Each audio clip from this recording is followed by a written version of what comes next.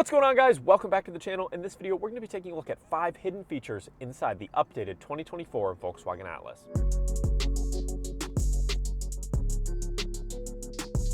So the Atlas was recently refreshed. I'm calling it a redesign. There is so much new stuff inside this vehicle, including an updated display cluster with a new graphics package, a new 12-inch infotainment system. And before you leave a negative comment letting me know that you know all these features, I am so proud of you. 1 big thumbs up, 2 gold stars, whatever you need to make yourself feel better. But not everybody does, and some people might be picking up an Atlas for the first time and they need to know everything about their vehicle, and I'm here to help. So let's start off with kind of a funny one. This one's been around for a little bit, but you can actually swipe back and forth on the infotainment display using hand gestures. It's kind of goofy. It does work sometimes. It's a little finicky, and again, you have to hold your hand like so close to the screen, you may as well just touch it.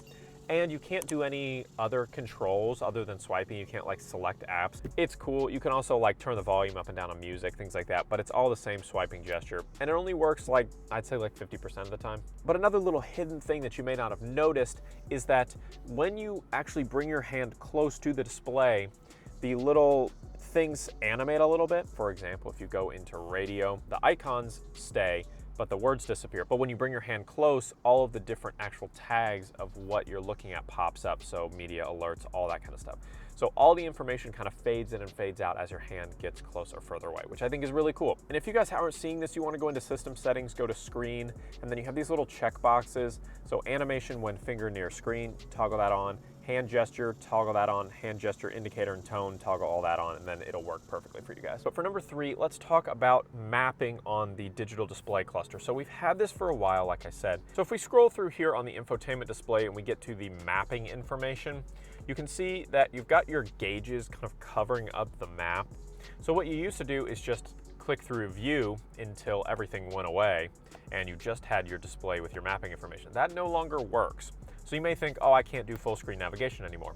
Wrong. So once it gets to one of the screens with the mapping, whether you have the circle gauges or the square gauges that we have here, if you just press and hold view for a few seconds, those gauges disappear and you are back to having mostly full screen navigation there that will give you all your turn-by-turn everything. So I talked about this in my full review, but you do actually have interior ambient lighting that is multicolor that runs here through the entire Atlas, and it makes its way to impacting the infotainment display as well as the digital display cluster. And this is fully customizable. So how you do this is you go into Vehicle, go to Interior, go to Ambient Lighting, and then you have brightness, and then you have different designs that you can do. So you've got your light and dark designs, and that's for the infotainment display specifically. You have your ambient lighting, you have automatic color, which will change based on your driving mode. Then you have a full color spectrum slider here that you can press and just slide to any color you want, basically. And then you have customizable brightness levels for each of the different areas that have interior ambient lighting. So you've got it on the contours of the dash here, you've got it on the door panels as well, you've got it in the footwells, you've got it on the surfaces as well.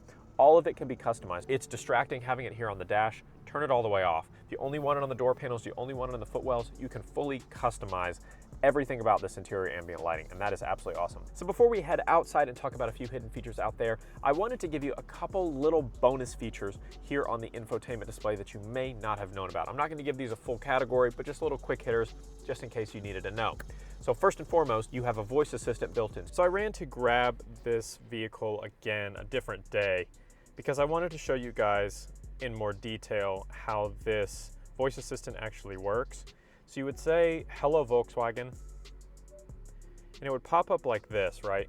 And there's a lot of different functions, but some of them you have to say very specific commands to actually get them to work. One that I know works for sure is like a climate control one. So, "Hello, Volkswagen, set the temperature to 68 degrees. All right.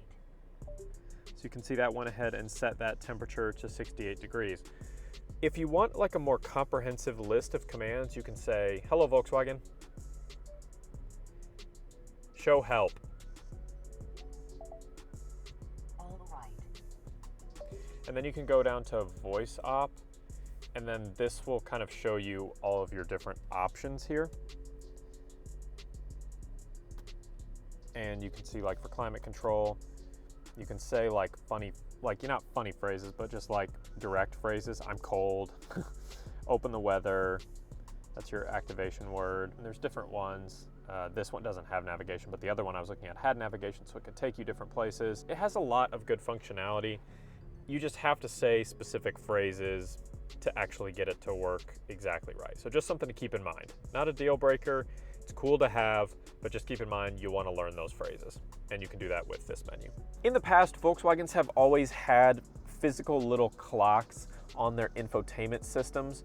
Now on more modern ones, they got rid of that because, you know, who would use that really?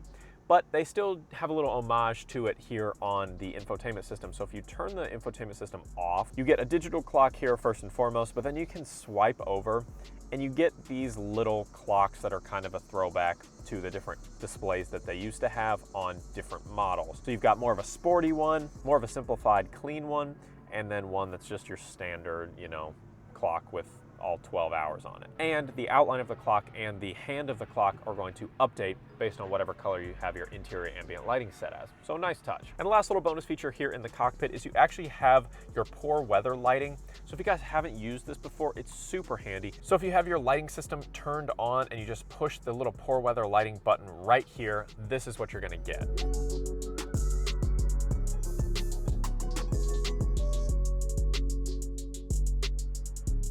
And for our fifth and final feature, let's talk about keyless access. So you guys probably know that you have keyless access here on the Atlas. So you can put your finger on the button here to lock it, your mirrors will fold in, but you can also put your hand inside, it will unlock, and you can open it right up. But what you might not have known, because it's hidden inside the menus and is turned off by default, is that you have unlock when approaching.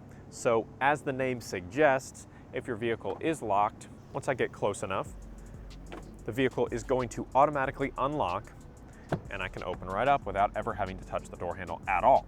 So this could be nice if you're, you know, carrying something in your hands and you want to just be within range and you want to not have to reach inside to open it, although you will still have to reach in to open the door. So whatever, you could have the kids open the door, something like that.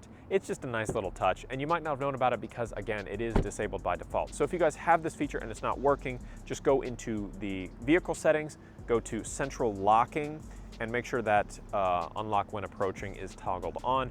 You can also customize which doors unlock using keyless access in this same menu system.